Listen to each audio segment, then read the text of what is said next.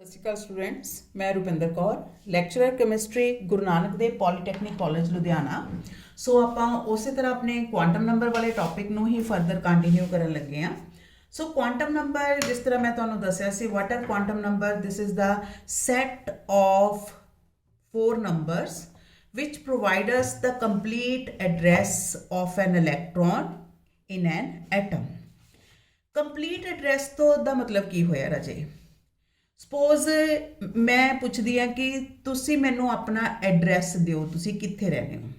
ਮੈਨੂੰ ਨਹੀਂ ਪਤਾ ਤੁਸੀਂ ਕਿੱਥੇ ਰਹਿੰਦੇ ਹੋ। ਤੁਸੀਂ ਆਪਣਾ ਜਦੋਂ ਐਡਰੈਸ ਦੇਣਾ ਹੈ, ਸਾਰਿਆਂ ਨਾਲੋਂ ਪਹਿਲਾਂ ਤੁਸੀਂ ਕਾਹਦੇ ਬਾਰੇ ਮੈਨੂੰ ਦੱਸੋਗੇ ਕਿ ਤੁਸੀਂ ਕਿੱਥੇ ਰਹਿੰਦੇ ਹੋ? That is name of your country, right. Country ਤੋਂ ਬਾਅਦ ਅਗਲੀ ਚੀਜ਼ ਕੀ ਆਉਂਦੀ ਹੈ? Your state. ਸਟੇਟ ਤੋਂ ਬਾਅਦ ਅਗਲੀ ਚੀਜ਼ ਕੀ ਆਉਂਦੀ ਹੈ? ਤੁਹਾਡੀ डिस्ट्रिक्ट, राइट। डिस्ट्रिक्ट तो बाद अगली चीज़ की आती है? तुहाडी तहसील आ गई। तहसील तो बाद अगली चीज़ की आती है? तुहाडी स्ट्रीट आ गई। स्ट्रीट तो बाद अगली चीज़ की आती है? तुहाडे हाउस नंबर, किहड़ा तुहाडे घर दा पता है। और हाउस नंबर दे विच तुसी कित्थे रहने हो? Your room number, right. आपां तहसील इत्थों कट दी, अदरवाइज साडे कोल। सो तुहाडा कंप्लीट एड्रैस जो तुसी कोई भी लैटर पोस्ट करते हो, उस लैटर के उत्ते पहला तुहाडी कंट्री का नंबर कोड होना चाहिए, फिर स्टेट का, फिर डिस्ट्रिक्ट, स्ट्रीट तुहाडी किहड़ी आ, हाउस नंबर तुहाडा किन्ना, उस घर दे विच तुहाडा कमरा किहड़ा है, that will be your complete address. तो ਇਹਦਾ मतलब जे मैं इस दुनिया ਦੇ ਵਿੱਚ ਤੁਹਾਡੀ ਜਗ੍ਹਾ ਬਾਰੇ ਦੱਸਣਾ ਹੈ ਤਾਂ ਮੈਨੂੰ 6 ਚੀਜ਼ਾਂ ਦੀ ਇਨਫੋਰਮੇਸ਼ਨ ਹੋਣੀ ਚਾਹੀਦੀ ਹੈ। ਤੁਸੀਂ ਕਿਹੜੇ ਦੇਸ਼ 'ਚ ਰਹਿੰਦੇ ਹੋ, ਕਿਹੜੀ ਸਟੇਟ 'ਚ, ਕਿਹੜੀ ਡਿਸਟ੍ਰਿਕਟ 'ਚ, ਕਿਹੜੀ ਸਟਰੀਟ 'ਚ, ਤੁਹਾਡੇ ਘਰ ਦਾ ਨੰਬਰ ਕੀ ਹੈ, ਔਰ ਉਸ ਘਰ ਦੇ ਵਿੱਚ ਤੁਸੀਂ ਕਿਹੜੇ ਕਮਰੇ 'ਚ ਰਹਿੰਦੇ ਹੋ, ਰਾਈਟ। ਇਹ ਪੂਰੀ ਇਨਫੋਰਮੇਸ਼ਨ ਜੇ ਮੈਨੂੰ ਪਤਾ ਲੱਗੂਗੀ, ਦੈਨ ਆਈ ਕੈਨ ਟੈਲ ਕਿ ਤੁਸੀਂ ਤੁਹਾਡਾ ਇਸ ਯੂਨੀਵਰਸ ਦੇ ਵਿੱਚ ਐਗਜ਼ਿਸਟੈਂਸ ਕੀ ਹੈ। ਇਸੇ ਤਰ੍ਹਾਂ ਜਦੋਂ ਕੋਈ ਵੀ ਇਲੈਕਟ੍ਰੋਨ ਜਿਹੜਾ ਹੈ, मान लो आ साडे कोल न्यूक्लियस है, इलैक्ट्रॉन जदों किसी भी शैल दे विच प्रेजेंट हुंदा है, इहदी कंप्लीट इन्फॉर्मेशन देण वास्ते, मान लो कोई इलैक्ट्रॉन इत्थे पिया होया, राइट। मैं तुहानूं कहा कि इहदी कंप्लीट इन्फॉर्मेशन मैनूं दिओ, राइट। इस पिक्चर नूं देख के तुसीं मैनूं दस सकदे हो 1 2 3 कि इह जिहड़ा इलैक्ट्रॉन है इह तीसरे शैल दे विच प्रेजेंट है, राइट। तीसरे शैल दे विच प्रेजेंट है। ਹੁਣ ਰਾਜੇ ਜਿਹੜਾ ਸਾਡੇ ਜਦੋਂ ਅਸੀਂ ਹਾਈਜ਼ਨਬਰਗ ਪ੍ਰਿੰਸੀਪਲ ਪੜ੍ਹਿਆ ਹੈ ਜਾਂ ਅਸੀਂ ਹਾਈਡਰੋਜਨ ਦਾ ਸਪੈਕਟਰਮ ਪੜ੍ਹਿਆ, ਉਹਦੇ 'ਚ ਇੰਨੀਆਂ ਲਾਈਨਾਂ ਕਿਉਂ ਆਉਂਦੀਆਂ? ਇਹਨਾਂ ਚੀਜ਼ਾਂ ਦੇ ਵਿੱਚੋਂ ਬਾਅਦ 'ਚ ਸਾਇੰਟਿਸਟ ਨੇ ਇਹ ਚੀਜ਼ ਪਤਾ ਕੀਤੀ ਕਿ ਹਰ ਇੱਕ ਜਿਹੜਾ ਸ਼ੈਲ ਹੈ, ਜੇ ਤੁਸੀਂ ਇਸ ਸ਼ੈਲ ਨੂੰ ਡੀਪਲੀ ਖੋਲ ਲਓ ਤਾਂ ਇਸ ਸ਼ੈਲ ਦੇ ਵਿੱਚ ਵੀ ਛੋਟੇ ਛੋਟੇ ਲੈਵਲ ਹੁੰਦੇ ਆ, ਰਾਈਟ। ਔਰ ਉਸ ਲੈਵਲ ਨੂੰ ਅਸੀਂ ਕੀ ਕਹਿੰਦੇ ਆ? ਸਬ ਸ਼ੈਲਸ। ਜਿਸ ਤਰ੍ਹਾਂ ਤੁਸੀਂ ਕਿਸੇ ਰੱਸੀ ਦੀ ਗਨ ਜਿਹੜਾ ਉਹਦੇ ਤੇ ਬਲਾ ਦਿੱਤਾ ਹੋਇਆ, ਉਹਨੂੰ ਬਲ ਨੂੰ ਤੁਸੀਂ ਖੋਲ ਦੋ, ਵਿੱਚੋਂ 2 ਜਾਂ 3 ਲੜੀਆਂ ਨਿਕਲਦੀਆਂ। ਇਸੇ ਤਰ੍ਹਾਂ ਜੇ ਅਸੀਂ ਇਸ ਸ਼ੈਲ ਨੂੰ ਮਾਈਨਿਊਟ ਨੂੰ ਖੋਲ ਕੇ ਦੇਖੀਏ, ਇਹਦੇ ਵਿੱਚ ਹੋਰ ਛੋਟੇ ਛੋਟੇ ਲੈਵਲ, ਜਿਵੇਂ ਰੱਸੀ ਨੂੰ ਖੋਲਣ ਤੇ ਛੋਟੀਆਂ ਛੋਟੀਆਂ ਲਾਈਨ ਸਾਡੇ ਕੋਲ ਲਗਰਾਂ ਉਹਦੀਆਂ ਨਿਕਲਦੀਆਂ, ਇਸੇ ਤਰ੍ਹਾਂ ਇੱਕ ਸ਼ੈਲ ਨੂੰ ਖੋਲਣ ਤੇ ਵੀ ਸਾਡੇ ਕੋਲ ਕੀ ਨਿਕਲਦੇ ਆ? ਸਬ ਸ਼ੈਲ ਨਿਕਲਦੇ ਆ, ਰਾਈਟ। ਤਾਂ ਕਿਸੇ ਸ਼ੈਲ ਦੇ ਵਿੱਚ ਫਰਦਰ ਸਮਾਲ ਲੈਵਲ ਪ੍ਰੈਜ਼ੈਂਟ ਹੈ, ਉਹਨਾਂ ਨੂੰ ਅਸੀਂ ਕੀ ਕਹਿੰਦੇ ਆ? ਸਬ ਸ਼ੈਲ ਕਹਿੰਦੇ ਆ। ਔਰ ਉਹ ਸਬ ਸ਼ੈਲ ਦੇ ਹੀ ਗੱਲ ਖਤਮ ਨਹੀਂ ਹੋ ਜਾਂਦੀ, ਉਹ ਸਬ ਸ਼ੈਲ ਦੇ ਵਿੱਚ ਵੀ ਫਰਦਰ ਛੋਟੇ ਛੋਟੇ ਕਮਰੇ ਬਣੇ ਹੋਏ ਆ ਇਸ ਤਰ੍ਹਾਂ ਦੇ ਇਲੈਕਟ੍ਰੋਨ ਦੇ ਰਹਿਣ ਵਾਸਤੇ। ਔਰ ਆ ਜਿਹੜੇ ਕਮਰੇ ਬਣੇ ਹੋਏ ਆ, ਇਹਨਾਂ ਕਮਰਿਆਂ ਨੂੰ ਅਸੀਂ ਕੀ ਕਹਿੰਦੇ ਆ? These rooms are known as the orbitals, right.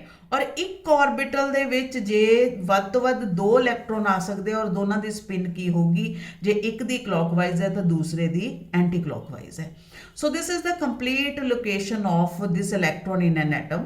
मान लो मेरे को कोई इलैक्ट्रॉन प्रेजेंट है 3D, this one uh electron है मेरे को दिता होया, ठीक है। इसकी स्पिन की है? अपवर्ड है। जे मैं तुहानूं पूछां कि इस इलैक्ट्रॉन आ कोई इलैक्ट्रॉन पिया होया, दिस इज इलैक्ट्रॉन, इसकी कंप्लीट इन्फॉर्मेशन दो। मैं इस एड्रैस नूं पढ़ के ही दस दूंगी कि यह third shell the electron is present in the third shell, और थर्ड शैल दे केड़े? डी सब शैल दे विच प्रेजेंट है, ठीक है। थर्ड शैल दे डी सब शैल दे विच प्रेजेंट है, और इहदी स्पिन की है? क्लॉक वाइज स्पिन दे नाल प्रेजेंट है, राइट। ਤਾਂ ਆ ਸਾਡੇ ਕੋਲ ਆ ਕੋਡ ਹੈ ਇਲੈਕਟ੍ਰੋਨ ਦੀ ਪੋਜੀਸ਼ਨ ਦੱਸਣ ਦਾ। ਔਰ ਆ ਜਿਹੜੇ ਕੋਡ ਹੈ ਜਦੋਂ ਅਸੀਂ ਇਹਨਾਂ ਨੂੰ ਡਿਕਟੇਟ ਕਰਦੇ ਆ, ਇਹਨਾਂ ਕੋਡਸ ਨੂੰ ਪੂਰਾ ਡਿਕਟੇਟ ਕਰਨ ਤੇ ਸਾਨੂੰ ਇਲੈਕਟ੍ਰੋਨ ਦੀ ਐਟਮ ਦੇ ਵਿੱਚ ਕੰਪਲੀਟ ਪੋਜੀਸ਼ਨ ਪਤਾ ਲੱਗ ਜਾਂਦੀ ਹੈ ਕਿ ਇਹ ਜਿਹੜਾ ਇਲੈਕਟ੍ਰੋਨ ਹੈ ਥਰਡ ਸ਼ੈਲ ਦੇ ਡੀ ਸਬ ਸ਼ੈਲ ਦੇ ਵਿੱਚ ਪਿਆ ਹੈ ਵਿਦ ਕਲੌਕਵਾਈਜ਼ ਸਪਿਨ। ਤਾਂ ਆ ਜਿਹੜੀ ਇਨਫੋਰਮੇਸ਼ਨ ਹੈ 3 this is the value of n, d this is the value of l, and s ਆ ਜਿਹੜੀ ਇਹਦੀ ਸਪਿਨ ਦੱਸੀ ਹੋਈ ਹੈ ਉੱਪਰ ਨੂੰ this is the value of s the value ਕੀ ਹੈ ਸਾਡੇ ਕੋਲ this is positive half, right. ਇਸ ਕੋਡ ਦੀ ਡੀਕੋਡਿੰਗ ਕਰਕੇ ਮੈਂ ਇਲੈਕਟ੍ਰੋਨ ਬਾਰੇ ਦੱਸਦਾ ਕਿ ਇਹ ਤੀਸਰੇ ਸ਼ੈਲ ਦੇ ਡੀ ਸਬ ਸ਼ੈਲ ਦੇ ਵਿੱਚ ਪਿਆ ਹੋਇਆ ਔਰ ਇਹਦੀ ਜਿਹੜੀ ਸਪਿਨ ਹੈ ਉਹ ਕਲੌਕਵਾਈਜ਼ ਹੈ, ਰਾਈਟ। ਸੋ ਆ ਜਿਹੜੇ ਇਨਫੋਰਮੇਸ਼ਨ ਹੈ, ਆ ਜਿਹੜੀ ਚੀਜ਼ ਹੈ, ਜਿਹੜੀ n ਦੀ ਵੈਲਿਊ ਹੈ, l ਦੀ ਵੈਲਿਊ ਹੈ ਜਾਂ s ਦੀ ਵੈਲਿਊ ਹੈ, ਇਹਨਾਂ ਸਾਰੇ ਸੈੱਟ ਨੂੰ ਅਸੀਂ ਕੀ ਕਹਿੰਦੇ, they are known as the quantum number. So ਜਿਸ ਤਰ੍ਹਾਂ ਸਾਡੀ ਇਸ ਦੁਨੀਆ ਦੇ ਵਿੱਚ ਐਗਜ਼ਿਸਟੈਂਸ ਨੂੰ ਦੱਸਣ ਵਾਸਤੇ ਕੁਝ ਇੱਕ ਆਇਡੈਂਟੀਫਿਕੇਸ਼ਨ, ਕੁਝ ਖਾਸ ਚੀਜ਼ਾਂ ਦੀ ਸਾਨੂੰ ਜ਼ਰੂਰਤ ਹੁੰਦੀ ਆ, ਇਸੇ ਤਰ੍ਹਾਂ ਇਲੈਕਟ੍ਰੋਨ ਦੀ ਐਟਮ ਦੇ ਵਿੱਚ ਪੋਜੀਸ਼ਨ ਦੱਸਣ ਵਾਸਤੇ ਸਾਨੂੰ 4 ਨੰਬਰਾਂ ਦੇ ਇੱਕ ਸੈੱਟ ਦੀ ਜ਼ਰੂਰਤ ਹੁੰਦੀ ਆ ਔਰ ਉਸ 4 ਨੰਬਰਾਂ ਦੇ ਸੈੱਟ ਨੂੰ ਅਸੀਂ ਕੀ ਕਹਿੰਦੇ ਆ, ਕੁਆਂਟਮ ਨੰਬਰਸ, ਰਾਈਟ। ਸੋ ਕੁਆਂਟਮ ਨੰਬਰ ਦੀ ਟਾਈਪ ਮੈਂ ਤੁਹਾਡੇ ਨਾਲ ਡਿਸਕਸ ਕੀਤੀ ਸੀ। ਕੁਆਂਟਮ ਨੰਬਰ ਕਿੰਨੇ ਤਰ੍ਹਾਂ ਦੇ ਹੁੰਦੇ ਆ, that is principal quantum number, azimuthal quantum number, magnetic quantum number, spin quantum number, right। So principal quantum number ਦੇ ਨਾਲ ਮੈਂ ਤੁਹਾਨੂੰ ਦੱਸਿਆ ਸੀਗਾ ਕਿ ਇਹਦੇ ਨਾਲ ਸਾਨੂੰ ਕੀ ਪਤਾ ਲੱਗਦਾ ਹੈ ਕਿ ਇਲੈਕਟ੍ਰੋਨ ਕਿਹੜੇ ਸ਼ੈਲ ਦੇ ਵਿੱਚ ਪ੍ਰੈਜ਼ੈਂਟ ਹੈ। ਸੋ ਇਹਦੇ ਵਿੱਚ ਕੁਝ ਇੱਕ ਪੁਆਇੰਟ ਤੁਹਾਡੀ ਬੁੱਕ ਦੇ ਵਿੱਚ ਡਿਸਕਸ ਕੀਤੇ ਹੋਏ ਆ, ਮੈਂ ਇਹਨਾਂ ਪੁਆਇੰਟਸ ਨੂੰ ਵੀ ਡਿਸਕਸ ਕਰੂੰਗੀ। This quantum number determine the average distance of electron from the center of the nucleus। ਔਰ ਇਸ ਕੁਆਂਟਮ ਨੰਬਰ ਦੇ ਫਾਇਦੇ ਸਾਨੂੰ ਕੀ ਹੈ। ਮੰਨ ਲਓ ਰਾਜੇ ਸਾਨੂੰ ਇਹ ਪਤਾ ਹੈ ਕਿ ਇਲੈਕਟ੍ਰੋਨ ਜਿਹੜਾ ਹੈ ਉਹ ਤੀਸਰੇ ਸ਼ੈਲ ਦੇ ਵਿੱਚ ਪ੍ਰੈਜ਼ੈਂਟ ਹੈ। ਮੰਨ ਲਓ ਤੀਸਰੇ ਸ਼ੈਲ ਦੇ ਵਿੱਚ ਪ੍ਰੈਜ਼ੈਂਟ ਹੈ, ਮਤਲਬ ਉਸ ਇਲੈਕਟ੍ਰੋਨ ਵਾਸਤੇ n ਦੀ ਵੈਲਿਊ ਕਿੰਨੀ ਹੈ ਜੀ, 3 ਹੈ, ਰਾਈਟ। 3 n ਦੀ ਵੈਲਿਊ 3 ਹੈ, ਕਿਸੇ ਇਲੈਕਟ੍ਰੋਨ ਵਾਸਤੇ n ਦੀ ਵੈਲਿਊ 3 ਹੈ, ਇਹਦਾ ਮਤਲਬ ਉਹ ਇਲੈਕਟ੍ਰੋਨ ਨਿਊਕਲੀਅਸ ਦੇ ਕਿਹੜੇ ਸ਼ੈਲ ਦੇ ਵਿੱਚ ਪ੍ਰੈਜ਼ੈਂਟ ਹੈ, ਥਰਡ ਸ਼ੈਲ ਦੇ ਵਿੱਚ ਪ੍ਰੈਜ਼ੈਂਟ ਹੈ। ਔਰ ਜੇ ਸਾਨੂੰ ਇਹ ਕਿਸੇ ਵੀ ਇਲੈਕਟ੍ਰੋਨ ਦੀ n ਦੀ ਵੈਲਿਊ ਪਤਾ ਲੱਗ ਜਵੇ, ਸਾਨੂੰ ਉਸ ਐਟਮ ਦੇ ਸੈਂਟਰ ਤੋਂ ਉਸ ਇਲੈਕਟ੍ਰੋਨ ਦੇ ਡਿਸਟੈਂਸ ਦਾ ਵੀ ਪਤਾ ਲੱਗ ਸਕਦਾ ਹੈ, ਰਾਈਟ।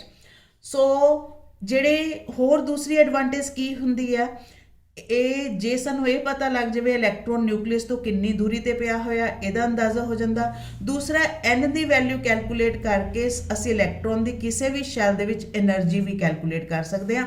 ਉਹ ਕੈਲਕੂਲੇਟ ਕਰਨ ਵਾਸਤੇ ਮੈਂ ਤੁਹਾਨੂੰ ਇੱਕ ਇਕੁਏਸ਼ਨ ਦੱਸੀ ਸੀ, En = -1312 Z² ਇਸ ਦੇ ਵਿੱਚ ਤੁਹਾਨੂੰ Z ਮਤਲਬ ਨਿਊਕਲੀਅਰ ਚਾਰਜ ਦੀ ਵੈਲਿਊ ਪਤਾ ਹੋਣੀ ਚਾਹੀਦੀ ਹੈ, n ਮਤਲਬ ਇਲੈਕਟ੍ਰੋਨ ਜਿੱਥੇ ਪ੍ਰੈਜ਼ੈਂਟ ਹੈ ਉਹਦੀ ਸ਼ੈਲ ਦੀ ਵੈਲਿਊ ਪਤਾ ਹੋਣੀ ਚਾਹੀਦੀ ਹੈ। ਸਪੋਜ਼ ਇਹ ਸਾਡੇ ਕੋਲ ਹਾਈਡਰੋਜਨ ਵਾਲਾ ਹੀ ਐਟਮ ਹੈ, ਹਾਈਡਰੋਜਨ ਵਾਲੇ ਐਟਮ ਵਾਸਤੇ Z ਦੀ ਵੈਲਿਊ 1 ਆ ਗਈ ਸਾਡੇ ਕੋਲ।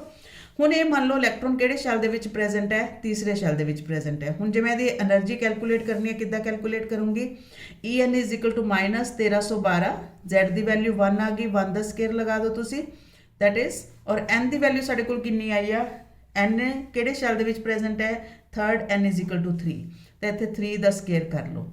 ਇਸ ਚੀਜ਼ ਨੂੰ ਸਿੰਪਲੀਫਾਈ ਕਰੋ ਤਾਂ ਸਾਨੂੰ ਇਸ ਪਾਰਟਿਕੂਲਰ ਸ਼ੈਲ ਦੇ ਵਿੱਚ ਇਲੈਕਟ੍ਰੋਨ ਦੀ એનર્ਜੀ ਜਿਹੜੀ ਉਹ ਕੈਲਕੂਲੇਟ ਅਸੀਂ ਕਰ ਸਕਦੇ ਹਾਂ।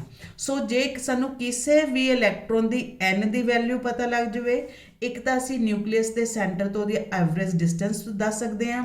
ਦੂਸਰਾ, ਜੇ ਸਾਨੂੰ ਕਿਸੇ ਵੀ ਇਲੈਕਟ੍ਰੋਨ ਦੀ n ਦੀ ਵੈਲਿਊ ਪਤਾ ਲੱਗ ਜਾਵੇ, ਅਸੀਂ ਉਹਦੀ એનર્ਜੀ ਵੀ ਕੈਲਕੂਲੇਟ ਕਰ ਸਕਦੇ ਹਾਂ। ਇਹ ਸਾਨੂੰ ਫਾਇਦੇ ਆ ਪ੍ਰਿੰਸੀਪਲ ਕੁਆਂਟਮ ਨੰਬਰ ਦੇ। ਅਗਲੀ ਐਡਵਾਂਟੇਜ ਸਾਨੂੰ ਪ੍ਰਿੰਸੀਪਲ ਕੁਆਂਟਮ ਨੰਬਰ ਦੀ ਕੀ ਹੈ, ਨੈਕਸਟ ਐਡਵਾਂਟੇਜ ਸਾਡੇ ਕੋਲ ਕੀ ਹੈ ਪ੍ਰਿੰਸੀਪਲ ਕੁਆਂਟਮ ਨੰਬਰ ਦੀ, ਕਿਸੇ ਵੀ ਸ਼ੈਲ ਦੇ ਵਿੱਚ ਕਿੰਨੇ ਇਲੈਕਟ੍ਰੋਨ ਵੱਧ ਤੋਂ ਵੱਧ ਆ ਸਕਦੇ ਆ, the maximum number of electron in any principal energy level, ਉਹ ਵੀ ਅਸੀਂ ਕੈਲਕੂਲੇਟ ਕਰ ਸਕਦੇ ਹਾਂ। ਉਹ ਕਿੱਦਾਂ ਕੈਲਕੂਲੇਟ ਕਰ ਸਕਦੇ ਹਾਂ, ਉਹ ਕੈਲਕੂਲੇਟ ਕਰਨ ਦਾ ਸਾਡੇ ਕੋਲ ਤਰੀਕਾ ਕੀ ਹੈ। ਮੰਨ ਲਓ ਸਾਡੇ ਕੋਲ ਸਪੋਜ਼ K ਸ਼ੈਲ ਹੈ, we have K shell, right.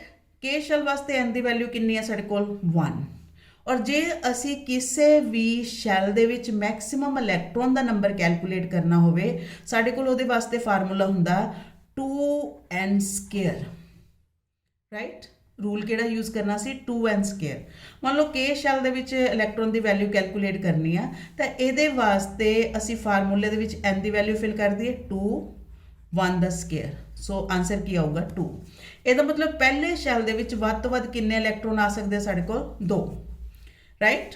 ਹੁਣ ਸਾਡੇ ਕੋਲ L ਸ਼ੈਲ, L ਸ਼ੈਲ ਵਾਸਤੇ n ਦੀ ਵੈਲਿਊ ਆ ਗਈ ਸਾਡੇ ਕੋਲ 2। फिर ऐसे ਇਹਦੇ ਵਿੱਚ n ਦੀ ਵੈਲਿਊ ਫਿਲ ਕਰੋ, ਸਾਡੇ ਕੋਲ ਆਨਸਰ ਕੀ ਆਊਗਾ ਨੰਬਰ ਆਫ ਇਲੈਕਟ੍ਰॉन्स L ਸ਼ੈਲ ਦੇ ਵਿੱਚ।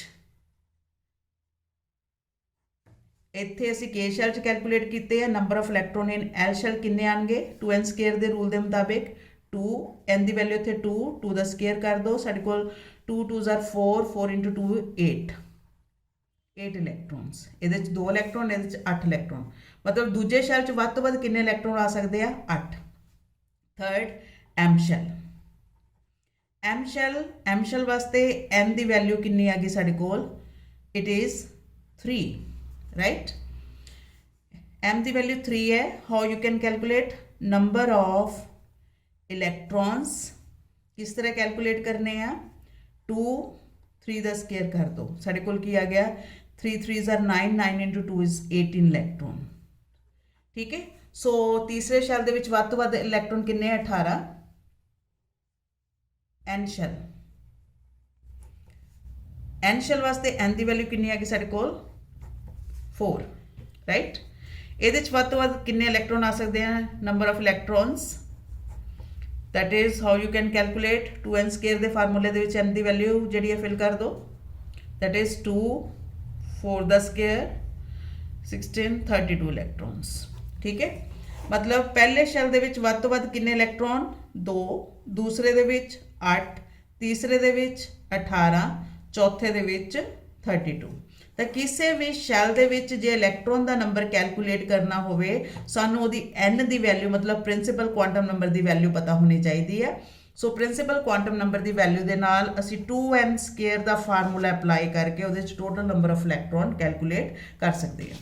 ਹੁਣ ਰਾਜੇ ਪ੍ਰਿੰਸੀਪਲ ਕੁਆਂਟਮ ਨੰਬਰ ਦਾ significance, this is very important. It represents the size of electron cloud, ਮਤਲਬ ਵੱਧ ਤੋਂ ਵੱਧ ਜਿਹੜੇ ਇਲੈਕਟ੍ਰੋਨ ਹੈ ਕਿੱਥੋਂ ਤੱਕ ਫੈਲੇ ਹੋਏ ਆ, ਤਾਂ ਇਲੈਕਟ੍ਰੋਨ ਕਲਾਊਡ ਦਾ ਸਾਈਜ਼ ਸਾਨੂੰ ਦੱਸਦਾ ਹੈ ਕਿਹੜਾ quantum number principal quantum number right. So ਇਹ ਇਸ ਕੁਆਂਟਮ ਨੰਬਰ ਦੀ ਇੰਪੋਰਟੈਂਸ ਸੀਗੀ। अगला क्वांटम नंबर आ गया azimuthal quantum number. Second quantum number is azimuthal quantum number right. Second quantum number is azimuthal quantum number. हुण इहदी भी आपां इंपॉर्टेंस पढ़दे आ। This quantum number determine the sub shell present in A principal शैल। ये मैं पहला ही समझा चुकी है, किसी भी प्रिंसीपल शैल दे विच किन्ने सब शैल प्रेजेंट है राइट। सो इन्हों कैलकुलेट करने का तरीका दसिया ऑलरेडी आप कैलकुलेट पिछली वीडियो के किया सीगा। और सब शैल के डेजिग्नेशन असी किद्दां दित्ती सी, जे 0 है तो एस नाम देना, 1p, 2 है तो d, 3 है तो f राइट। जे एल की वैल्यू साडे कोल कितनी है 0 1 2 3 लैके ठीक। हुण इन्हां दा एनर्जी डिफरेंस भी मैं तुहानूं समझाया सी। एस न्यूक्लियस के ज़्यादा कोल हुंदा इस करके इहदी एनर्जी सारे नालों घट हुंदी है। एफ न्यूक्लियस तो ज़्यादा दूर हुंदा इस करके इहदी एनर्जी सारे नालों ज़्यादा हुंदी है। और जे आपां इहदे फिजिकल सिग्नीफिकेंस बारे गल करिए, it represents the shape of electron cloud. Electron cloud की शेप किदां दी है ठीक है, जिहदा एस ऑर्बिटल है स्फेरिकल हुंदे आ। जिहड़े पी और साडे कोल इह है इह साडे कोल डंबल शेप हुंदे आ इस तरह दे ठीक है।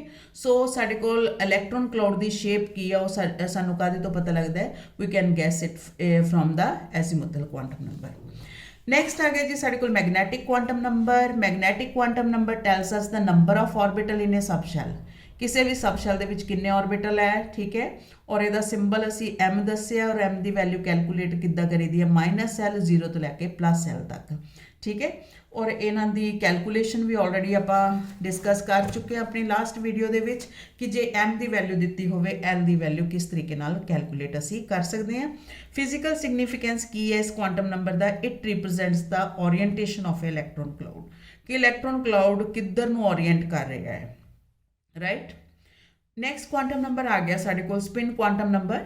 ਦਿਸ quantum number describe the spin orientation of electron, ਮਤਲਬ ਜਿਹੜੇ ਇਲੈਕਟ੍ਰੋਨ ਹੈ ਕਲੌਕਵਾਈਜ਼ ਘੁੰਮ ਰਹੇ ਆ ਜਾਂ ਐਂਟੀ ਕਲੌਕਵਾਈਜ਼ ਘੁੰਮ ਰਹੇ ਆ, ਰਾਈਟ। ਜੇ ਕਲੌਕਵਾਈਜ਼ ਘੁੰਮ ਰਹੇ ਆ ਤਾਂ ਉਹਨਾਂ ਦੇ ਸਪਿਨ ਕੁਆਂਟਮ ਨੰਬਰ ਦੀ ਵੈਲਿਊ ਪੋਜ਼ਿਟਿਵ ਹਾਫ ਲੈਣੀ ਆ, ਜੇ ਐਂਟੀ ਕਲੌਕਵਾਈਜ਼ ਘੁੰਮ ਰਹੇ ਆ ਤਾਂ ਉਹਨਾਂ ਦੇ ਸਪਿਨ ਕੁਆਂਟਮ ਨੰਬਰ ਦੀ ਵੈਲਿਊ ਜਿਹੜੀ ਆ ਉਹ ਤੁਸੀਂ ਨੈਗੇਟਿਵ ਹਾਫ ਲੈਣੀ ਆ।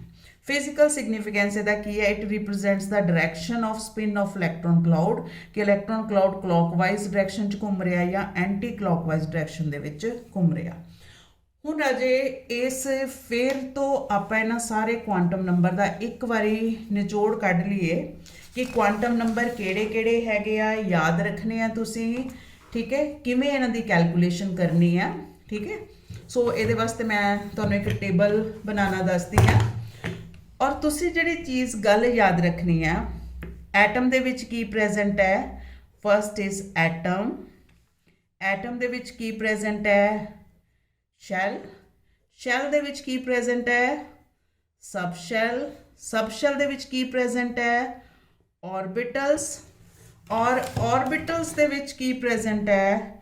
ਇਲੈਕਟ੍ਰੋਨਸ, ਔਰ ਇੱਕ ऑर्बिटल 'ਚ ਕਿੰਨੇ ਇਲੈਕਟ੍ਰੋਨ ਹੁੰਦੇ ਆ? 2, ਇੱਕ ਦੀ ਸਪਿਨ ਅਪਵਰਡ ਹੁੰਦੀ ਹੈ, ਇੱਕ ਦੀ ਸਪਿਨ ਡਾਊਨਵਰਡ ਹੁੰਦੀ ਹੈ, ਰਾਈਟ। ਹੁਣ ਰਾਜੇ ਜੇ ਇਸ ਚੀਜ਼ ਨੂੰ ਅਸੀਂ ਸਮਝਣਾ ਹੈ, ਕਿਸ ਤਰੀਕੇ ਨਾਲ ਆਪਾਂ ਸਮਝ ਸਕਦੇ ਹਾਂ, how you can understand it. ਆਹ ਦਿਸ ਇਜ਼ ਯੂ, ਠੀਕ ਹੈ। ਸਾਡੇ ਪੂਰੇ ਐਡਰੈਸ ਵਾਸਤੇ ਸਾਨੂੰ ਕੀ ਚਾਹੀਦਾ ਹੈ?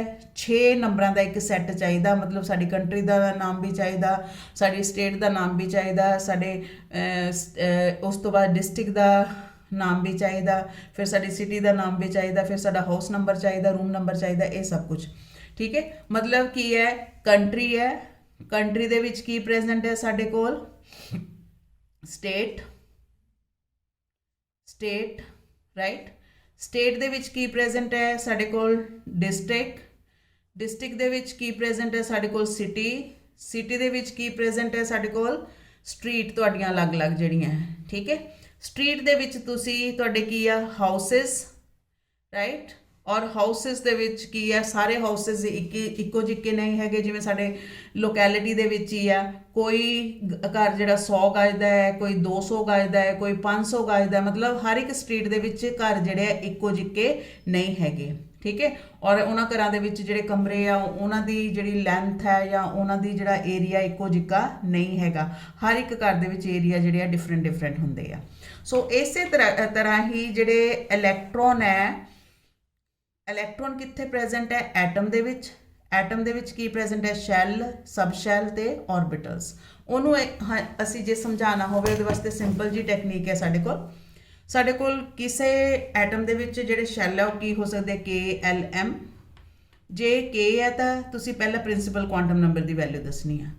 N ਦੀ ਵੈਲਿਊ K ਵਾਸਤੇ 1 ਹੈ, 2 ਹੈ ਤੇ M ਵਾਸਤੇ 3 ਹੈ, ਠੀਕ ਹੈ। ਹੁਣ ਜਿਹੜਾ ਪਹਿਲਾ ਸ਼ੈਲ ਹੈ ਉਹਦੇ 'ਚ ਕਿੰਨੇ ਸਬ ਸ਼ੈਲ ਪ੍ਰੈਜ਼ੈਂਟ ਹੈ? ਉਹ ਐਜ਼ੀਮੂਥਲ ਕੁਆਂਟਮ ਨੰਬਰ ਤੋਂ ਆਪਾਂ ਲੱਭਾਂਗੇ L ਦੀ ਵੈਲਿਊ ਤੋਂ। ਔਰ L ਦੀ ਪੋਸੀਬਲ ਵੈਲਿਊ ਕਿੱਦਾਂ ਅਸੀਂ ਕੱਢਣੀਆਂ ਸੀ? L ਦੀ ਪੋਸੀਬਲ ਵੈਲਿਊ ਕੱਢਣ ਦਾ ਤਰੀਕਾ ਸਾਡੇ ਕੋਲ ਕੀ ਸੀਗਾ? L is equal to 0, 1, 2, last value ਕੀ ਲੈਣੀ ਅਸੀਂ? n-1 ਲੈਣੀ ਹੈ, ਰਾਈਟ। ਸੋ L ਦੀ ਵੈਲਿਊ ਇਸ ਤਰੀਕੇ ਨਾਲ ਕੈਲਕੂਲੇਟ ਕੀਤੀਆਂ ਹੋਈਆਂ ਗਾ, M ਦੀਆਂ ਵੈਲਿਊ, ਫਿਰ ਆ ਸਬ ਸ਼ੈਲ ਦੱਸੇ ਹੋਏ ਆ, ਸੋ ਐਂਡ ਇਹ ਸਾਰਾ ਟੇਬਲ ਮੈਂ ਤੁਹਾਨੂੰ ਹੁਣੇ ਬਣਾਉਣਾ ਸਿਖਾਣੀ ਆ, ਕਿਸ ਤਰ੍ਹਾਂ ਅਸੀਂ ਬਣਾਉਣਾ ਹੈ ਇਹਨੂੰ। ਸੋ ਸਾਡੇ ਨਾਲ ਪਹਿਲਾਂ ਸ਼ੈਲ, ਔਰ ਇਹਨਾਂ ਨੂੰ એનર્ਜੀ ਲੈਵਲ ਵੀ ਕਹਿੰਦੇ ਆ ਸ਼ੈਲਸ। ਸਾਡੇ ਕੋਲ ਸ਼ੈਲ ਕਿਹੜੇ ਆ? K, L, M, ਆਪਾਂ N ਤੱਕ ਲੈ ਲੈਂਦੇ ਆ, ਰਾਈਟ।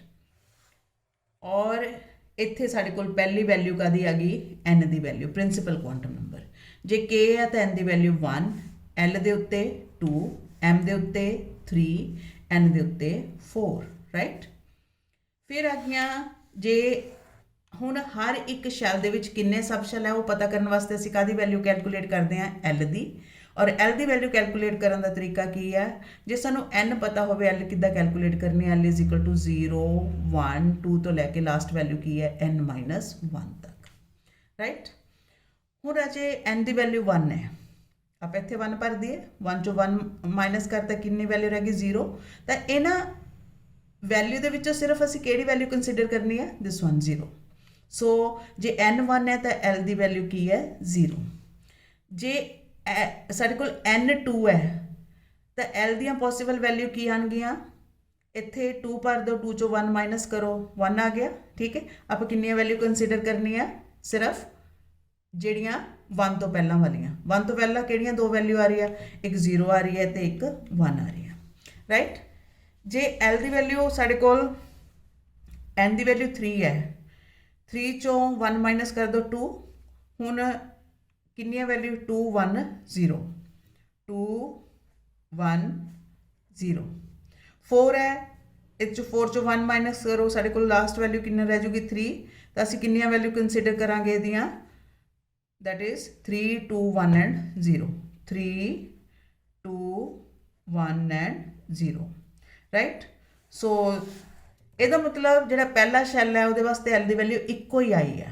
ਇਹਦੇ ਚ ਕਿੰਨੇ ਸਬ ਸ਼ੈਲ ਹੈ, ਇਟ ਹੈਜ਼ 1 ਸਬ ਸ਼ੈਲ। ਕਿੰਨੇ ਸਬ ਸ਼ੈਲ ਹੈ students, it has 1 sub shell. और वो असी इन्हां सब शैल नूं हुण नाम देना है। जे एल दी वैल्यू 0 है, सब शैल नूं नाम की देना एस, राइट। तो इहदे च इक्को ही सब शैल है जिहदा नाम है एस। हुण ये पहले शैल दा सब शैल है, इस करके असी इहदे अगे इहदी एन दी वैल्यू लिख दांगे। सो सब शैल दा नाम की हो गया 1s। सब शैल्स, इहदा मतलब पहले शैल दे विच इक्को ही सब शैल है, उहदा नाम की आ 1s, राइट। दूसरे शैल दे विच किन्ने सब शैल है, 2, एक आ एक आ। जिहड़ा 0 वाला है इनू नाम देवांगे असी S, और जिहड़ा 1 वाला इनू नाम असी देवांगे P, राइट। तो लेकिन क्योंकि ये दूसरे शैल दे सब शैल है, दूजी गली दे मैंबर है, इस करके उहदी गली दी रिकोगनिशन लावांगे। ठीक है, तो इन्हां दोनों दे अगे अगे की लगूगा 2, और इहदे अगे भी 2। Then this one, right. So how you will write it, S P D। So 3s 3p 3d। तो जो तीजा शैल है, तीजे शैल के चलदियां पॉसिबल वैल्यू कितनी आई 3, तो ये 3 ही सब शैल होंगे। 0 वाले का नाम s होगा, 1 वाले का नाम p, तो 2 वाले का d। सो 3s 3p ते 3d। और इन्हां दे केस दे विच s p d f, so that will be 4s 4p 4d and 4f। how you can name them, right। चौथे शैल च 4 सब शैल होंदे आ, किहड़े किहड़े 4s 4p 4d ते 4f, राइट। हुण राजे सो इहदा मतलब इहदे च किन्ने सब शैल 1, इहदे च किन्ने सब शैल 2, इहदे च किन्ने सब शैल 3, इह च किन्ने सब शैल 4, राइट। हुण राजे इन्हां दे विच असीं ऑर्बिटल कढने आ, number of orbitals. How you can calculate number of orbitals. जिहड़ा एस सब शैल हुंदा, याद रखना, ठीक है। ये नंबर ऑफ ऑर्बिटल किद्दां कढने असी एम दी वैल्यू दे through. How you can calculate m दी वैल्यू, राइट। सो जिहड़ा एस सब शैल हुंदा, असी उहदे च एस दे केस दे विच साडे कोल एल दी वैल्यू कितनी आ 0, ठीक है। नंबर ऑफ ऑर्बिटल्स असी किस तरीके दे नाल कैलकुलेट करते सी, नंबर ऑफ ऑर्बिटल्स कैलकुलेट करने वास्ते साडे कोल फार्मूला सीगा कि हाउ यू कैन कैलकुलेट कि एल दी वैल्यू जे सानू पता होवे, साडे कोल सब शैल 3 ही आ, S P D ते F। S वास्ते L दी वैल्यू कितनी है साडे कोल, for S L is equal to 0 1 2 3, right. So m की वैल्यू कैलकुलेट करने का तरीका की है, नंबर ऑफ ऑर्बिटल कढ़ने हैं तो एम की वैल्यू के थ्रू होंगे। उन्होंने जे एल की वैल्यू पता हो, this is the value of L. J L की वैल्यू पता हो, सानू किवें एम की वैल्यू कैलकुलेट कर सकते हैं असी, -l 0 तो लैके +l, राइट। तो जिथे एस लिखा होया तो इक्को ही, इत्थे भी 0, इत्थे भी 0, इत्थे भी 0। जे मतलब एल की वैल्यू 0 है तो एम की वैल्यू भी 0 होगी, इसका मतलब 1 ऑर्बिटल, राइट। और ऑर्बिटल नूं हमेशा असी सर्कल दे नाल जां तां लिखदे आ या स्केयर बना दिंदे आ, ठीक है। तो जिहड़ा पहला शैल है उहदे च इक्को ही ऑर्बिटल है, और उस ऑर्बिटल का नाम असी की रखांगे, this is known as 1s, right. हुण जे p होवे, p दे केस दे विच l दी वैल्यू 1 है, ਤਾਂ m ਦੀ ਵੈਲਿਊ ਜੇ ਤੁਸੀਂ ਕੈਲਕੂਲੇਟ ਕਰਨੀ ਹੈ, ਤਿੰਨ ਵੈਲਿਊ ਆਉਣਗੀਆਂ -1 0 ਤੇ +1, ਰਾਈਟ। ਮਾਈਨਸ l ਤੋਂ ਲੈ ਕੇ ਪਲੱਸ l ਚੱਲਣਾ ਤੁਸੀਂ। ਹੁਣ l 1 ਹੈ ਤਾਂ ਇੱਕ ਵਾਰੀ ਇੱਥੇ 1 ਭਰ ਦੇਣਾ, 1 ਤੋਂ ਪਿੱਛੋਂ ਕੀ ਆਉਂਦੀ ਹੈ 0, 0 ਤੋਂ ਬਾਅਦ ਕੀ ਆਊਗਾ +1। ਤਾਂ m ਦੀਆਂ ਤਿੰਨ ਪੋਸੀਬਲ ਵੈਲਿਊ ਹੋਣਗੀਆਂ -1 0 ਤੇ +1। ਇਹਦਾ ਮਤਲਬ ਜਿਹੜਾ ਸਾਡੇ ਕੋਲ p ਸਬ ਸ਼ੈਲ ਹੈ ਉਹਦੀਆਂ ਕਿੰਨੀਆਂ ਵੈਲਿਊ ਆਈਆਂ 3, ਤਾਂ ਇਹਦਾ ਮਤਲਬ p ਸਬ ਸ਼ੈਲ ਦੇ ਵਿੱਚ ਕਿੰਨੇ ਆਰਬਿਟਲ ਹੋਣਗੇ 3। ਮਤਲਬ ਆ ਜਿਹੜਾ p ਵਾਲਾ ਘਰ ਹੈ ਇਹਦੇ ਵਿੱਚ ਕਿੰਨੇ ਕਮਰੇ ਹੋਣੇ ਚਾਹੀਦੇ ਆ 3, ਰਾਈਟ। ਤਾਂ ਇਹਨੂੰ ਅਸੀਂ ਕਿੱਦਾਂ ਲਿਖਾਂਗੇ 1 2 3। ਜਿੱਥੇ ਵੀ p ਡਰਾ ਕਰਨਾ ਹੈ ਉੱਥੇ ਅਸੀਂ ਕਿੰਨੇ ਆਰਬਿਟਲ ਡਰਾ ਕਰਨੇ ਆ, ਨਾਲ ਨਾਲ ਜੋੜ ਕੇ ਡਰਾ ਕਰਨੇ ਆ, ਅਲੱਗ-ਅਲੱਗ ਨਹੀਂ। ਕਿੰਨੇ ਆਰਬਿਟਲ ਡਰਾ ਕਰਨੇ ਆ 3। ਹੁਣ ਆ ਜਿਹੜਾ ਸੈਕਿੰਡ ਸ਼ੈਲ ਹੈ ਇਹਦੇ ਚ ਦੋ ਸਬ ਸ਼ੈਲ ਹੈ, ਇੱਕ s ਤੇ ਇੱਕ p। ਜਦੋਂ ਅਸੀਂ s ਡਰਾ ਕਰਨਾ ਹੈ 2s, ਉਹਨੂੰ ਇਦਾਂ ਲਿਖਾਂਗੇ। ਔਰ ਜਦੋਂ ਅਸੀਂ 2p ਡਰਾ ਕਰਨਾ ਹੈ ਉਹਦੇ ਚ ਇੱਕ ਕਮਰਾ ਨਹੀਂ ਡਰਾ ਕਰਨਾ। ਕਿੰਨੇ ਕਮਰੇ ਡਰਾ ਕਰਨੇ ਆ 3। So that will be 2p। ਹੁਣ ਆਪਾਂ ਇਹਦੇ ਤੇ ਗੱਲ ਕਰੀਏ। ਹੁਣ ਆਪਾਂ ਆ ਜਾਈਏ d ਤੇ। d ਦੇ ਕੇਸ ਦੇ ਵਿੱਚ l ਦੀ ਵੈਲਿਊ 2 ਹੈ ਤਾਂ m ਦੀਆਂ ਪੋਸੀਬਲ ਵੈਲਿਊ -l ਤੋਂ +l ਚੱਲਣਾ ਹੈ, ਠੀਕ ਹੈ। ਮਤਲਬ ਇੱਕ ਵਾਰੀ ਤੁਸੀਂ -2 ਲਿਖਣਾ, -2 ਤੋਂ ਛੋਟਾ -1, ਵੱਡਾ -1, ਫਿਰ 0 ਆਊਗਾ, ਫਿਰ +1 ਆਊਗੀ, +2 ਆਊਗਾ। ਟੋਟਲ ਕਿੰਨੀਆਂ ਵੈਲਿਊ ਹੋ ਗਈਆਂ 1 2 3 4 5। ਇਹਦਾ ਮਤਲਬ ਜਿਹੜਾ ਸਾਡੇ ਕੋਲ d ਸਬ ਸ਼ੈਲ ਹੈ ਉਹਦੇ ਚ ਕਿੰਨੇ ਆਰਬਿਟਲ ਹੈ 5। ਤਾਂ ਜਦੋਂ ਵੀ ਕਿਤੇ d ਸਬ ਸ਼ੈਲ ਡਰਾ ਕਰਨਾ ਉਸ ਘਰ ਦੇ ਵਿੱਚ ਕਿੰਨੇ ਕਮਰੇ ਡਰਾ ਕਰਨੇ ਆ ਤੁਸੀਂ 5, ਰਾਈਟ। ਹੁਣ ਆ ਜੇ ਅਸੀਂ ਦੇਖੀਏ ਜਿਹੜਾ ਤੀਸਰਾ ਸ਼ੈਲ ਹੈ ਇਹਦੇ ਚ ਤਿੰਨ ਸਬ ਸ਼ੈਲ ਹੈ, ਇੱਕ s ਹੈ, ਇੱਕ p ਹੈ ਤੇ ਇੱਕ d ਹੈ। How you will draw it? This is s, then p ਕਿੱਦਾਂ ਡਰਾ ਕरेंगे? This is p। ਔਰ d ਕਿੱਦਾਂ ਡਰਾ ਕਰਾਂਗੇ? ਇਹਦੇ ਚ 5 ਘਰ ਡਰਾ ਕਰਨੇ ਆ, ਠੀਕ ਹੈ। This is d। ਹੁਣ ਇਹ ਤੀਸਰੇ ਸ਼ੈਲ ਨੂੰ ਬਿਲੋਂਗ ਕਰਦੇ 3s 3p 3d। ਹੁਣ ਇੱਕ ਨਿੱਕਾ ਧਿਆਨ ਨਾਲ ਮਾਰੋ ਜਰਾ, ਦੇਖੋ ਪਹਿਲੇ ਸ਼ੈਲ ਦੇ ਵਿੱਚ p ਨਹੀਂ ਸ਼ੁਰੂ ਹੁੰਦਾ, ਠੀਕ ਹੈ। ਦੂਸਰੇ ਦੇ ਵਿੱਚ p ਸ਼ੁਰੂ ਹੁੰਦਾ। ਤੀਸਰੇ ਦੇ ਵਿੱਚ ਕਿਹੜਾ ਸਬ ਸ਼ੈਲ ਸ਼ੁਰੂ ਹੁੰਦਾ ਹੈ d, ਰਾਈਟ। ਹੁਣ ਚੌਥੇ ਦੇ ਵਿੱਚ ਕਿਹੜਾ ਸ਼ੁਰੂ ਹੋਇਆ f। ਹੁਣ f ਦੇ ਵਿੱਚ ਕਿੰਨੇ ਕਮਰੇ ਹੋਣਗੇ? ਲੈਟ ਅਸ ਸੀ। ਜੇ l ਦੀ ਵੈਲਿਊ 3 ਹੈ ਤਾਂ ਪੋਸੀਬਲ ਵੈਲਿਊ ਕਿੰਨੀ ਆ ਗਈਆਂ -3 -2 -1 0 +1 +2 ਐਂਡ +3। ਕਿੰਨੇ ਘਰ ਆ ਗਏ? ਟੋਟਲ 7, ਠੀਕ ਹੈ। ਤਾਂ ਜਿੱਥੇ ਹੁਣ ਇਹਦੇ ਚ ਕਿਹੜੇ ਕਿਹੜੇ ਘਰ ਹੈ? ਇੱਕ s ਹੈ, s ਚ ਇੱਕੋ ਹੀ, ਜਿੱਥੇ s ਆ ਜਾਵੇ ਉੱਥੇ ਇੱਕੋ ਹੀ ਕਮਰਾ ਡਰਾ ਕਰਨਾ, ਇੱਕੋ ਹੀ ਆਰਬਿਟਲ। ਜਿੱਥੇ p ਆ ਗਏ ਕਿੰਨੇ ਕਮਰੇ ਡਰਾ ਕਰਨੇ ਆ 3। ਦਿਸ ਇਜ਼ p। ਅਗਲਾ ਕਿਹੜਾ ਆ ਗਿਆ d। ਜਿੱਥੇ d ਆ ਗਿਆ ਉੱਥੇ ਕਿੰਨੇ ਕਮਰੇ ਡਰਾ ਕਰਨੇ ਆ 1 2 3 4 ਐਂਡ 5। ਔਰ ਜਿੱਥੇ f ਆ ਗਿਆ ਉੱਥੇ 1 2 3 4 5 6 7, ਠੀਕ ਹੈ। s p d and f, right. ਹੁਣ ਹਰ ਇੱਕ ਆਰਬਿਟਲ ਦੇ ਵਿੱਚ ਕਿੰਨੇ ਇਲੈਕਟ੍ਰੋਨ ਆ ਸਕਦੇ ਆ 2। ਇਸੇ ਕਰਕੇ ਪਹਿਲੇ ਸ਼ੈਲ ਦੇ ਵਿੱਚ ਵੱਧ ਤੋਂ ਵੱਧ ਇਲੈਕਟ੍ਰੋਨ ਦਾ ਨੰਬਰ ਆਪਾਂ ਕਿੰਨਾ ਕੈਲਕੂਲੇਟ ਕੀਤਾ ਸੀ 2, ਨੰਬਰ ਆਫ ਇਲੈਕਟ੍ਰੋਨਸ, ਰਾਈਟ। ਇਹਦੇ ਚ ਕਿੰਨੇ ਇਲੈਕਟ੍ਰੋਨ? ਇਹਦੇ ਚ ਵੱਧ ਤੋਂ ਵੱਧ 2 6। ਤਾਂ p ਸਬ ਸ਼ੈਲ ਦੇ ਵਿੱਚ ਵੱਧ ਤੋਂ ਵੱਧ ਇਲੈਕਟ੍ਰੋਨ ਕਿੰਨੇ ਆ ਸਕਦੇ ਆ 6। s ਦੇ ਵਿੱਚ ਵੱਧ ਤੋਂ ਵੱਧ ਇਲੈਕਟ੍ਰੋਨ ਕਿੰਨੇ ਆ ਸਕਦੇ ਆ 2।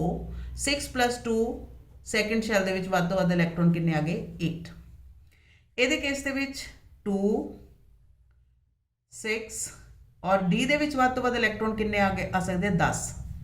1 2 3 4 5 6 7 8 9 10, ਰਾਈਟ। ਹੁਣ ਟੋਟਲ ਜੇ ਕਰ ਦਈਏ ਤਾਂ ਤੀਸਰੇ ਸ਼ੈਲ ਦੇ ਵਿੱਚ ਇਲੈਕਟ੍ਰੋਨ ਦਾ ਨੰਬਰ ਕਿੰਨਾ ਨਿਕਲਦਾ ਸਾਡੇ ਕੋਲ 18। ਨੈਕਸਟ ਦਿਸ 1 p ਦੇ ਵਿੱਚ 6, d ਦੇ ਵਿੱਚ 10 ਔਰ f ਦੇ ਵਿੱਚ ਵੱਧ ਤੋਂ ਵੱਧ ਇਲੈਕਟ੍ਰੋਨ ਜਿਹੜੇ ਆਉਂਦੇ ਆ ਉਹ 14 ਹੁੰਦੇ ਆ। 7 ਘਰ ਹੈ ਨਾ, ਹਰ ਇੱਕ ਘਰ ਦੇ ਵਿੱਚ 2 ਇਲੈਕਟ੍ਰੋਨ, ਤਾਂ ਕਿੰਨੇ ਟੋਟਲ ਇਲੈਕਟ੍ਰੋਨ ਹੋ ਗਏ 14।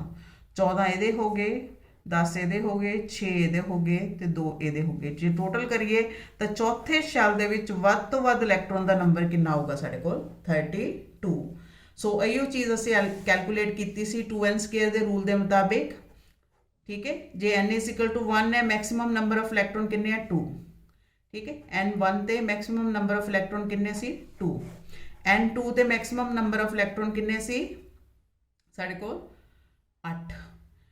ਥਰਡ ਸ਼ੈਲ ਦੇ ਵਿੱਚ ਮੈਕਸਿਮਮ ਨੰਬਰ ਆਫ ਇਲੈਕਟ੍ਰੋਨ ਕਿੰਨੇ ਸੀ 18 ਔਰ ਫੋਰਥ ਸ਼ੈਲ ਦੇ ਵਿੱਚ ਮੈਕਸਿਮਮ ਨੰਬਰ ਆਫ ਇਲੈਕਟ੍ਰੋਨ ਕਿੰਨੇ ਸੀ 32 so in this way you can calculate the number of electrons in each shell so ਇਹਨਾਂ ਚਾਰਾਂ ਕੁਆਂਟਮ ਨੰਬਰ ਬਾਰੇ ਜੇ ਸਾਨੂੰ ਇਨਫੋਰਮੇਸ਼ਨ ਪਤਾ ਲੱਗ ਜਵੇ ਤਾਂ ਅਸੀਂ ਇਲੈਕਟ੍ਰੋਨ ਦੀ ਪੂਰੀ ਜਿਹੜੀ ਇਨਫੋਰਮੇਸ਼ਨ ਹੈ ਉਹ ਕੱਢ ਕੇ ਦੱਸ ਸਕਦੇ ਹਾਂ ਰਾਈਟ ਸਟੂਡੈਂਟਸ ਇਸ ਟੌਪਿਕ ਦੇ ਵਿੱਚੋਂ ਜਿਹੜਾ ਕੁਐਸਚਨ ਨੂਮੈਰੀਕਲਸ ਆਉਂਦੇ ਆ ਉਹ ਆਪਾਂ ਆਪਣੀ ਅਗਲੀ ਵੀਡੀਓ ਦੇ ਵਿੱਚ ਡਿਸਕਸ ਕਰਾਂਗੇ ਇਹਦੇ 'ਚ ਜਸਟ ਤੁਸੀਂ ਹਜੇ ਇਸ ਕਨਸੈਪਟ ਨੂੰ ਸਮਝਣ ਦੀ ਕੋਸ਼ਿਸ਼ ਕਰਨੀ ਆ ਫਿਰ ਤੋਂ ਮੈਂ ਇੱਕ ਡਾਇਗਰਾਮ ਡਰਾ ਕਰ ਰਹੀ ਹਾਂ ਸਾਡੇ ਕੋਲ ਨਿਊਕਲੀਅਸ ਹੈ this one is n is equal to first shell this is n is equal to second shell this one is n is equal to third shell and this one is n is equal to fourth shell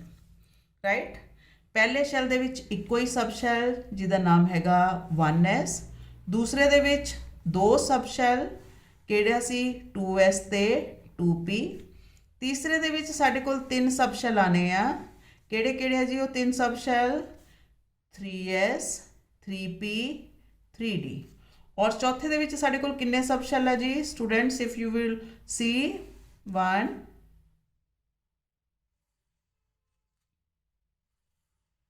so this is 2s 4s 4p 4d and 4f right so ਹੁਣ ਰਾਜੇ ਜਿੱਥੇ s ਹੈ ਇੱਕ ਕਰ ਜਿੱਥੇ s ਹੈ ਇੱਕ ਕਰ ਜਿੱਥੇ p ਹੈ ਕਿੰਨੇ ਕਰ ਡਰਾ ਕਰਨੇ ਆ ਅਸੀਂ ਕਿੰਨੇ ਰੂਮ ਡਰਾ ਕਰਨੇ ਆ 3 ਇਸੇ ਤਰ੍ਹਾਂ s ਤੇ 1 p ਤੇ 1 2 3 d ਤੇ 1 2 3 4 5 ਔਰ ਇੱਥੇ ਕਿਹੜੇ ਆ s p d f ਇਹਦੇ ਤੇ 1 ਇਹਦੇ ਤੇ 3 ਇਹਦੇ ਤੇ 1 2 3 4 5 ਇਹਦੇ ਤੇ f ਤੇ 1 2 3 4 5 6 7 ਰਾਈਟ ਹੁਣ f ਜਿਹੜਾ ਹੈ ਉਹਦੇ ਵਿੱਚ ਕਿੰਨੇ ਇਲੈਕਟ੍ਰੋਨ ਆ ਸਕਦੇ ਆ 14 d ਦੇ ਵਿੱਚ 10 p ਦੇ ਵਿੱਚ 6 s ਦੇ ਵਿੱਚ 2 ਰਾਈਟ ਇਹ ਗੱਲ ਯਾਦ ਰੱਖਣੀ ਹੈ ਹਮੇਸ਼ਾ ਸੋ ਸਾਡੇ ਕੋਲ ਕੁੱਲ ਮਿਲਾ ਕੇ ਜੇ ਅਸੀਂ ਇਸ ਸੀਕੁਐਂਸ ਨੂੰ ਦੇਖੀਏ ਤਾਂ ਇਹ ਸੀਕੁਐਂਸ ਸਾਡੇ ਕੋਲ ਕੀ ਆ ਗਿਆ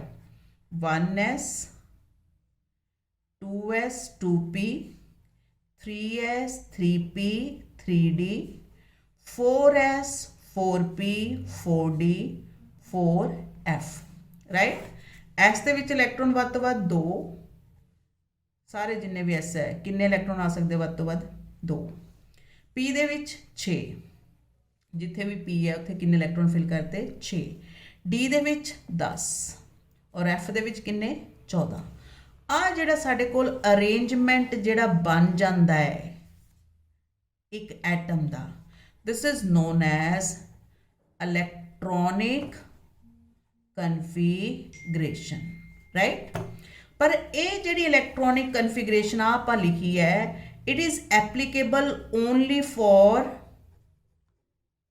hydrogen or hydrogen like ions कह लो ਜਾਂ species ਰਾਈਟ ਜਿਨ੍ਹਾਂ ਕੋਲ ਸਿਰਫ ਇੱਕ ਇਲੈਕਟ੍ਰੋਨ ਹੋਵੇ ਉਹਨਾਂ ਵਾਸਤੇ ਇਹ ਕਨਫੀਗਰੇਸ਼ਨ ਫਿੱਟ ਹੈ ਜਿਨ੍ਹਾਂ ਐਟਮ ਦੇ ਵਿੱਚ ਇੱਕ ਦੇ ਨਾਲੋਂ ਵੱਧ ਇਲੈਕਟ੍ਰੋਨ ਪ੍ਰੈਜ਼ੈਂਟ ਹੈ ਉਹਨਾਂ ਵਾਸਤੇ ਅਸੀਂ ਇਹ ਇਲੈਕਟ੍ਰੋਨਿਕ ਕਨਫੀਗਰੇਸ਼ਨ ਨਹੀਂ ਲਿਖਦੇ ਉਹਨਾਂ ਦੀ ਇਲੈਕਟ੍ਰੋਨਿਕ ਕਨਫੀਗਰੇਸ਼ਨ ਲਿਖਣ ਵਾਸਤੇ ਸਾਨੂੰ ਕੁਝ ਰੂਲ ਫੋਲੋ ਕਰਨੇ ਪੈਂਦੇ ਆ ਉਹਨਾਂ ਰੂਲਸ ਨੂੰ ਫੋਲੋ ਕਰਕੇ ਫਿਰ ਜਿਹੜੀ ਕਨਫੀਗਰੇਸ਼ਨ ਸਾਡੇ ਕੋਲ ਆਉਂਦੀ ਆ ਉਹ ਜਿਹੜੀ ਕਨਫੀਗਰੇਸ਼ਨ ਆ ਮਲਟੀ ਇਲੈਕਟ੍ਰੋਨ ਐਟਮ ਵਾਸਤੇ ਫਿੱਟ ਹੋਊਗੀ ਔਰ ਆ ਜਿਹੜਾ ਸੀਕੁਐਂਸ ਹੈ it is fit for the hydrogen ਔਰ hydrogen like species hydrogen single electron ਜੇ ਅਸੀਂ ਲਿਥੀਅਮ ਦੇਖ ਲਈਏ ਲਿਥੀਅਮ +2 ਇਹ ਵੀ ਸਿੰਗਲ ਇਲੈਕਟ੍ਰੋਨ ਔਰ ਹੋਰ ਸਾਡੇ ਕੋਲ ਜਿਸ ਤਰ੍ਹਾਂ ਹੀਲੀਅਮ ਵੈਸੇ ਅਸੀਂ ਲਿਖਦੇ ਤਾਂ ਨਹੀਂ ਹੈਗੇ ਜਿਹਦੇ ਕੋਲ ਇੱਕ ਇਲੈਕਟ੍ਰੋਨ ਹੋਵੇ ਜਿਹੜੀ ਸਪੀਸੀਜ਼ ਕੋਲ ਇੱਕ ਇਲੈਕਟ੍ਰੋਨ ਹੋਵੇ ਉਹਨਾਂ ਤੇ ਅਸੀਂ ਇਹ ਕਨਫੀਗਰੇਸ਼ਨ ਜਿਹੜੀ ਆ ਉਹ ਅਪਲਾਈ ਕਰ ਸਕਦੇ ਹਾਂ so this arrangement is known as electronic configuration ਇਹਨੂੰ ਆਪਾਂ ਅਗਲੇ ਲੈਕਚਰ ਦੇ ਵਿੱਚ ਡਿਸਕਸ ਕਰਾਂਗੇ so thank you student thank you very much